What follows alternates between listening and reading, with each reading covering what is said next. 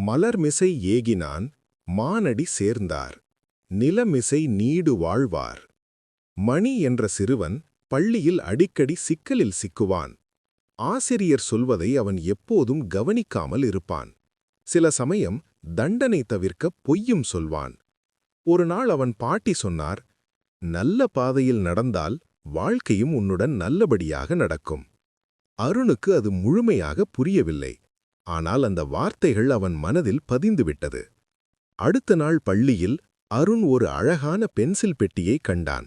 அதில் நிறைய வண்ண பென்சில்கள் இருந்தது. அதை அவன் வைத்துக் கொள்ள ஆசைப்பட்டான். ஆனால் பாட்டியின் வார்த்தைகள் அவனுக்கு நினைவுக்கு வந்தது. உடனே அவன் அதை ஆசிரியரிடம் கொடுத்தான். அது ஒரு அமைதியான மாணவியுடைய பென்சில் பெட்டி. அவன் காலையிலிருந்து தேடிக்கொண்டிருந்தான். பெட்டியை பார்த்தவுடன் அவன் கண்களில் சந்தோஷ கண்ணீர் வந்தது. நன்றி என்று சொன்னான். அந்த நாளிலிருந்து அருண் நல்ல வழியில் நடக்க முயன்றான். ஆசிரியர்களும் அவனை நம்ப ஆரம்பித்தார்கள். அவன் மனதில் ஒரு அமைதி தோன்றியது. கல்வி நல்ல வழியில் நடந்தால் வாழ்க்கை மகிழ்ச்சியாகும்.